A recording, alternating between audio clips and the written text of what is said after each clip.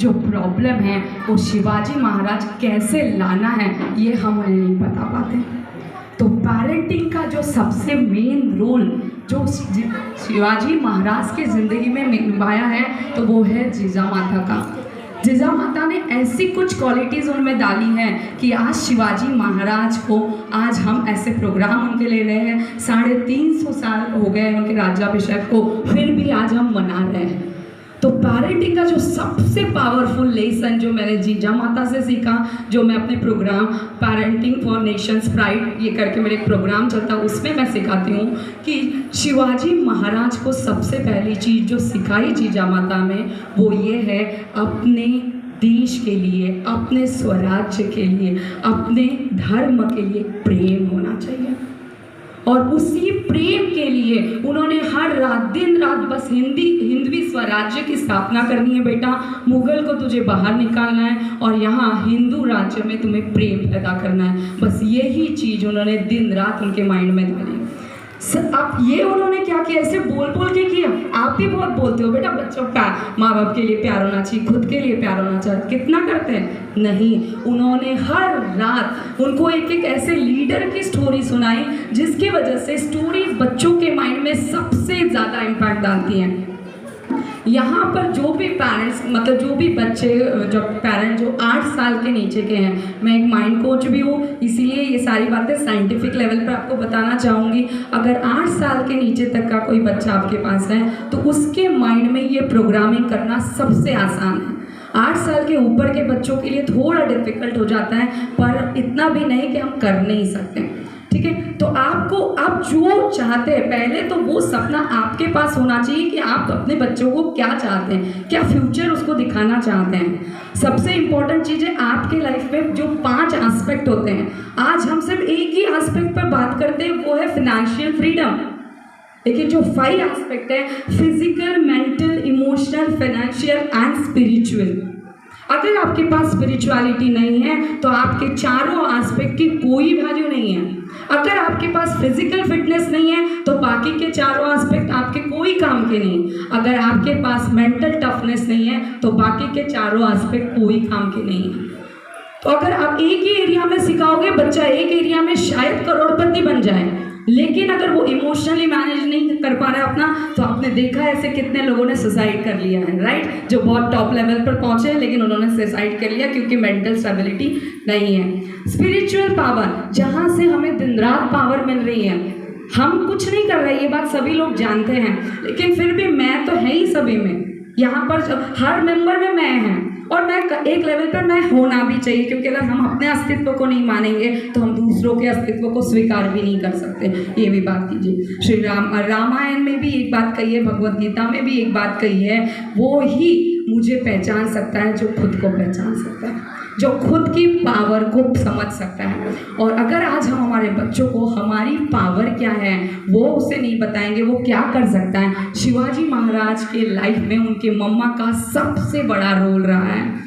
तो अभी हम सब यहाँ पे पेरेंट्स हैं, चाहे बड़े हो, छोटे हो, बच्चों के हो, बड़े बच्चों के हो, तो पेरेंट तो सभी है। तो ये ब्लेसिंग्स है भगवान का हमारे पास कि हमें उन्होंने पेरेंट बनना चूज़ किया, क्योंकि यकीन मानिए आपसे बेटर पेरेंट आपके बच्चों को नहीं मिल सकता था, इसीलिए आपको इतनी बड़ी रिस्पॉन्सिबिलिटी दी है। अब आप सिर्फ अहम में या फिर अपनी दुश्मनी में, भैया बेटा चाचा से बात मत कर, दादा ऐसे, दादी ऐसी, अगर आप ऐसे करवाते रहोगे सिर्फ खुद के पर्सनल एक्सपीरियंसेस के बेसिस पर, तो आप देखोगे ये जो है ना, ये चक्र है। ऐसा मत समझिए आप एक चीज अभी अपने बच्चों के माइंड में डाल रहे, ये चक्र आपके साथ भी घूमेगा, ये चक्र आपके साथ भी घूमेगा। पर्सनल दुश्मनी, पर्सनल हर्टिंग, पर्सनल परेशानियां बाजू में रखकर बच्चों को लिए क्या इम्पोर्टेंट है वो समझाना सबसे ज़्यादा ज़रूरी है। और वो चीज़ है सबसे इम्पोर्टेंट, प्यार। प्यार में एक इतनी पावरफुल शक्ति है। मैं जस्ट एक स्टोरी बोलूँ 5 मिनट, जस्ट एक स्टोरी आपको शिवाजी महाराज की ज़िंदगी से ही बताना चाहूँगी। शिवाजी महाराज के गुरु रामदास स्वामी थे। तो एक बार रामदास स्वामी के पेट में बहुत ज़्यादा दर्द हो रहा था। तो शिवाजी महाराज आए कि बोलिए स्वामी मैं आपकी क्या मदद कर सकता हूँ। तो स्वामी ने उन्होंने कहा कि बेटा शिवाजी तुम कुछ नहीं कर सकते, ये बहुत ही ज़्यादा डेंजरस वाली बीमारी है, मतलब ये क्यूरेबल नहीं है ये बीमारी। तो शिवाजी महाराज ने कहा कि प्लीज़ फिर भी मुझे बताइए कि कुछ ना कुछ तो तोड़ 100% होगा। तो उन्होंने कहा कि मुझे ना ये बीमारी के लिए मुझे शेरनी का दूध ही पीना पड़ेगा, पर शेरनी का दूध लाएगा कौन? तो शिवाजी महाराज ने अपना एक बर्तन उठाया और निकल पड़े जंगल में।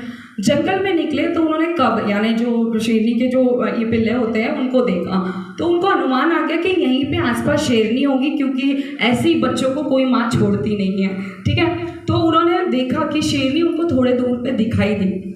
शिवाजी महाराज में पावर तो बहुत थी, वो शेरनी को भी मार सकते थे या उसको भी अपने कंट्रोल में ला सकते थे, लेकिन वो जानते थे कि अभी मेरा इंटेंशन यहाँ मारना नहीं है, मुझे सिर्फ उसका दूध चाहिए। उन्होंने उनकी यहाँ देखो, यहाँ जो बात मैं बताऊंगी ना, ये पावर ऐसी नहीं मिलेगी, ये स्पिरिचुअल पावर मिलेगी। अभी जो मैं इसके बाद आपको बताना चाह रही हूँ, स्पिरिचुअल पावर के बिना कोई भी ये काम नहीं कर सकता। उन्होंने क्या किया, उन्होंने वहाँ पर ही हाथ जोड़ लिए, घुटनों पर आ गए, घुटनों पर आकर वो शेरनी को प्रणाम किया कि हे माते, मैं तेरे बच्चों को दुख देने या परेशान करने नहीं आया हूँ, बस मेरे गुरु दुखी है और उस गुरु को जो है तुम्हारे दूध की आवश्यकता है। तुम चाहो तो मुझे मार भी सकती हो, बस मुझे वह दूध अपने गुरु तक पहुँचाने दीजिए। अगर तुम्हें लगता है कि मैं तुम्हें तकलीफ देने वाला हूँ तो तुम मुझे खा भी सकती हो। प्यार में इतनी शक्ति होती है कि वो शेरनी भी एकदम जो है वो बिल्ली बन गई और उसने शिवाजी महाराज को दूध दिया। और शिवाजी महाराज वो दूध लेकर गए और रामदास स्वामी ने वहीं पर उनको नतमस्तक किया कि शिवाजी, तुम में जो फेथ है, तुम में जो विश्वास है अपने गुरु के लिए कि मेरे गुरु मुझे कहीं पर भी बचा ही लेंगे, और तुम में ये जो प्रेम का भाव है, ये प्रेम के भाव से ही तुम एक स्वराज्य बनाओगे, इस प्रेम के भाव से ही दुनिया में तुम्हारा नाम होगा। तो इस प्रेम के भाव को ज़्यादा से ज़्यादा बच्चों तक अगर हम फैलाते हैं, ज़्यादा से ज़्यादा लोगों को देते हैं, और जो सर ने अभी कहा कि एक कुटुंब बन के जिएंगे, ऑब्वियसली इंडिविजुअल अपनी अपनी ज़िंदगी जी रहे हैं, 4 लोगों की ज़िंदगी चल रही है, न्यूक्लियर फैमिली बढ़ती जा रही है, राइट, और इसमें हमें आनंद आ रहा है। लेकिन आनंद के बाद एक समय जब ऐसा आता है जब ये बच्चे जो है वो अपनी ही बारे में ज़्यादा सोचने लग जाते हैं। अभी इनकी एक बात से मुझे एकदम ध्यान आ रहा है कि इन्हें अपने स्वराज्य के लिए इतना ज़्यादा प्यार था, लेकिन आज के बच्चों को हम क्या सिखा रहे हैं, या हम सिखा भी नहीं रहे, वो कहीं से सीख रहे हैं कि बच्चों को बहुत आगे ग्रो करना है। मैं ग्रोथ के खिलाफ नहीं, ऑब्वियसली हर एक इंसान को ग्रोथ चाहिए होती है, लेकिन उन्हें फॉरेन जाना है हायर स्टडीज़ के लिए, और वहाँ जाते हैं और वहाँ से कहते हैं अब मुझे इंडिया नहीं आना, अब मैं इंडिया नहीं आना चाहता। क्यों? क्योंकि फाउंडेशन स्ट्रांग नहीं थी, देश के लिए प्रेम उतना स्ट्रांग नहीं था। इसीलिए वो कहते हैं, कितना काउंसलिंग मैं करती हूँ, पेरेंट्स यहाँ दुखी होते हैं कि बच्चा ने कहा था मम्मा 4 साल भेज दीजिए, अब बच्चा आने के लिए रेडी नहीं, अब हमारे बुढ़ापे में हम कहाँ जाएंगे, अनाथ आश्रम में जा रहे हैं। तो फाउंडेशन कहाँ थी? फाउंडेशन देश के प्रेम में थी, फाउंडेशन माँ बाप के प्रेम में थी, फाउंडेशन उनके अपने बारे में प्रेम थी। आज का बच्चा खुद से प्यार ही नहीं करता है। आज के बच्चे को छोटी छोटी बातों पे हर्ट हो जाता है, तुमने कुछ बोल दिया रोना चलता था, रिजेक्शन बर्दाश्त नहीं कर सकता, नो को सुन नहीं सकता। क्यों? क्योंकि वो खुद से ही प्यार नहीं कर रहा है, खुद से नहीं कर रहा है, माँ बाप से नहीं करेगा, माँ बाप से नहीं करेगा, देश के लिए नहीं करेगा। देश तो बहुत बड़ी बात है। तो जब शुरुआत घर से करते, शुरुआत अपने आप से करवाइए। और ये कहाँ होता है, ये जीजा माता ने खुद अपने एग्जाम्पल से समझाया, बोल के नहीं समझाया। जीजा माता में वो विजडम था, वो करेज था, वो सारी बातें वो खुद फॉलो करती, तभी कहीं बच्चा फॉलो करता।